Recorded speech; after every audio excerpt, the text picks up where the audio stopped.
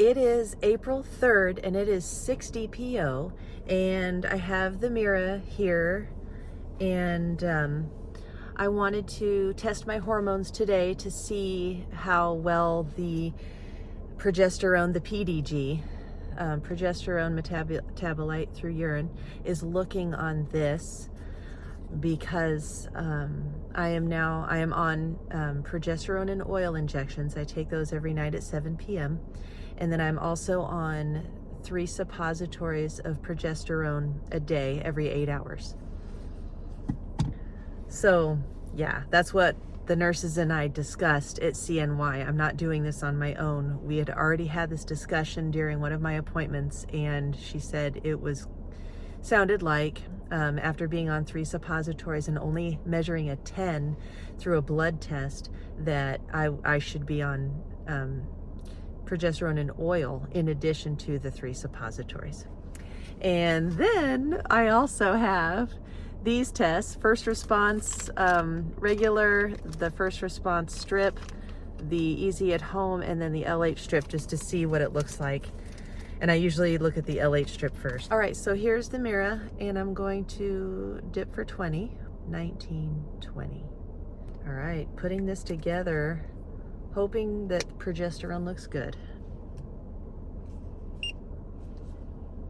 Okay, you know what I realized? I forgot to turn it on, but because I inserted this, it turned it on.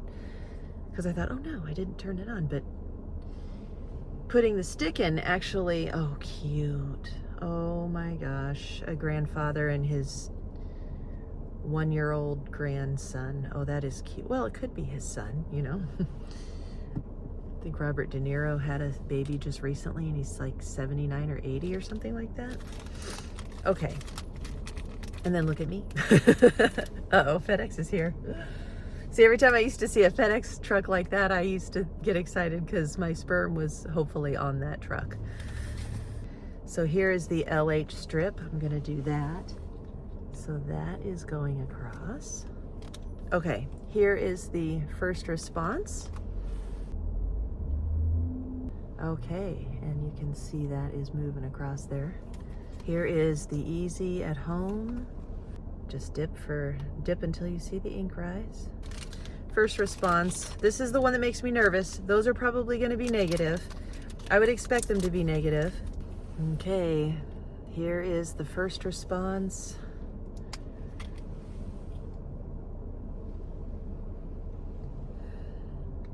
One, 2, 3, 4, 5.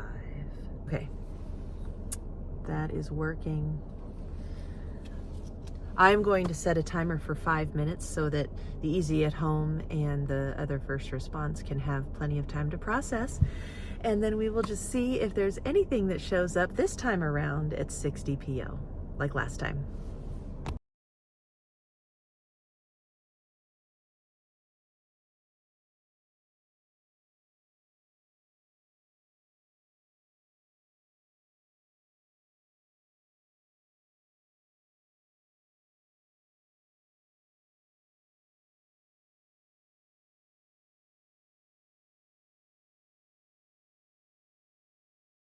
So here is the first response. If it is negative, that's okay. It is 60 PO.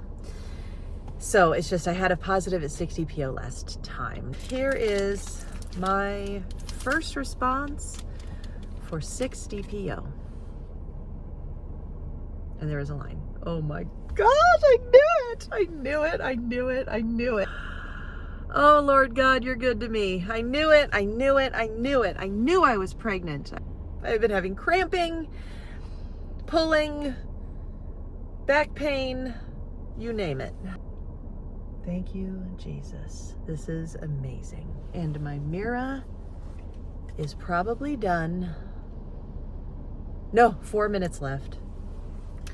While it is processing, I will take pictures of all these tests. This line will not show up on camera, I promise you, especially if you're watching it on TV. The line is totally there, just like last time. Okay. Oh man, I can't believe this. Wow, it is right there. I'm gonna try so hard. I'll also try to do, oh my gosh, I'll try to do the pregnancy checker app inverter to try to get it to glow green, you know. So, and the Mira. So what I'm looking at with the Mira now, well, all three hormones, of course, is my estrogen over 200? I hope so. I mean, I don't remember what the range was, but I want, so that what I'm looking for numbers for my progesterone is at least a 20. The range said between 5 and 20 for early pregnancy. Well, I want a 20. I should have a 20 with all the suppositories and the injections I'm doing every night. This is the first line I'm seeing for this cycle. So, what am I gonna do? I'm going to take pictures and then I'll show you the pictures.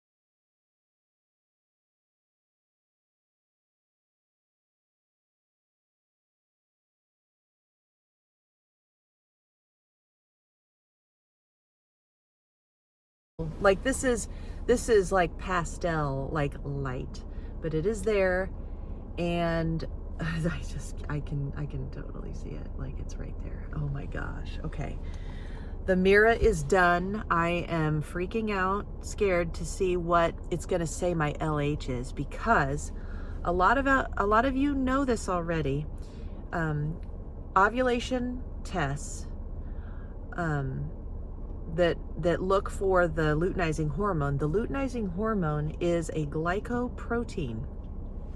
HCG, human chorionic gonadotropin, is also a glycoprotein. Ovulation predictor kits cannot tell the difference between the two. However, pregnancy tests can. So you can have a positive surge and get a negative pregnancy test, but you will get a positive ovulation test when you have HCG in your system. So I'm looking forward to seeing, with a line on my first response, what it's going to say my LH is. LH 41, interesting. Okay, E3 640. Yes, 41. I was thinking it should be above 60, but that was my true LH surge, and it was super high. Now that LH is taking a back seat, it still thinks I'm surging at 41. My E3 is greater than 640, and my PDG is greater than 30. Actually, maybe I should just do CNY for this blood test, because they do everything. They do the HCG, and I'm just gonna do that. Even though I have a bad taste in my mouth with them. It was mainly the financial department that I had a bad experience with, and it was not good, and I just, you know, and then I don't know. Oh wow, I didn't even notice that. On the back of this is a chip. I never even saw that. I was wondering how this worked. How did it, you know, but it all goes to this computer chip right here. Oh my God. I never even noticed this. How did I not notice that all week? Man, this technology is crazy. Pray for me that this line gets darker tomorrow. If it does not get darker, this is why I don't like daily testing, because it's a lot of pressure. Because then I know that I'm not the only one dealing with this, that everybody, you know, all of you that follow my journey are watching and waiting, and if it shows up negative tomorrow, I gotta come on here and tell you that it's negative, and that's depressing. But that's what we do, right? So I'll just go ahead and do it. I'm excited. Tomorrow is 7 DPO. I will test again with all the same tests, and I pray and hope that this is it. All right, so that is it for this video. Wish me luck, pray for me, pray that this baby is healthy and grows and develops. And I will see you tomorrow. Bye. Well, it is April 5th, Friday, and it is 8 DPO. Yeah. So, yesterday was not good at all. I could barely see lines all day long, no matter when I took it. And I can't blame bad urine all day long, can I? I mean, maybe I can. But anyway, I really think today will let me know. You know, it's one thing to not have anything and then still have nothing on 8 DPO, then there would still be hope. But the fact that I had a very visible, clear line, I mean, it was light pink, and it probably doesn't show up on camera, but it was there and it was real. And so, just like last month, and the fact that it is fading out, you know, means that if all of these are negative at 8 DPO, I can't help but, you know, think that it's not working out this time either. So yeah, you can see it's very dark already, but I don't know. Anyway, so that's the LH strip, the easy at home pregnancy test. I honestly don't know what to think or expect. I don't know what to think or expect at this stage. Either lines are gonna show up, you know, better.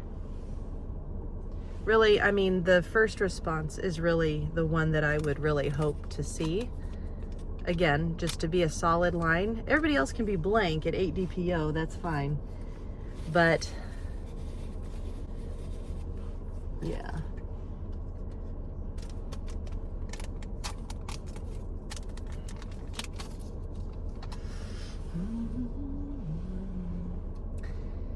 This is the first response strip test. 1, 2, 3, 4, 5, 6, 7, 8, 9, 10. Okay. There it is.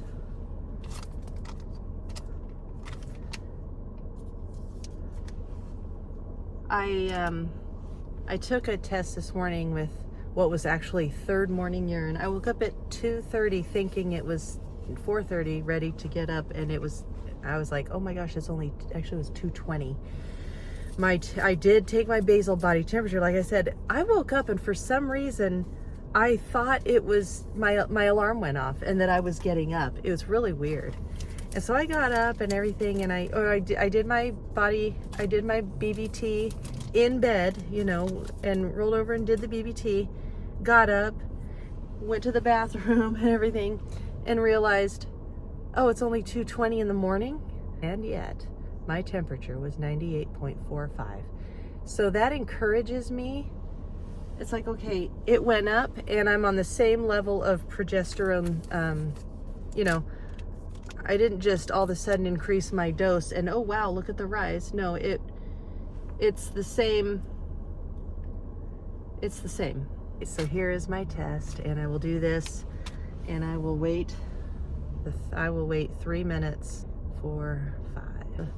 A sharp line there of going across there. Okay. All right. I will set a timer for 3 minutes. Actually, I won't set a timer. It's 2:12. At 2:15, I'll read the test and just go from there.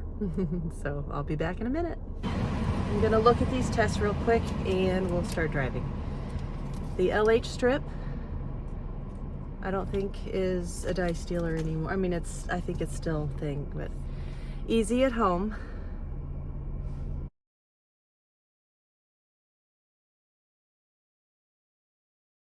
No, I don't know. Okay, and Mommy, I want to see Dr. Susan. Wanfo.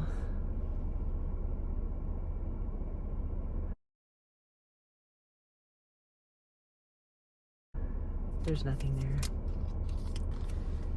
Okay, and first response strip test. Are we going to the dentist that's right next to my school? See, I feel like I can see something there.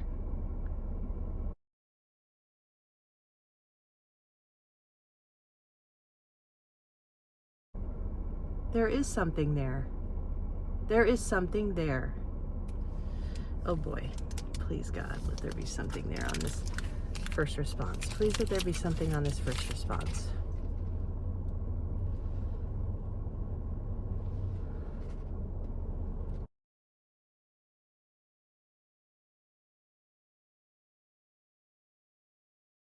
I don't see anything. There are too many shadows. Yeah, there's something there.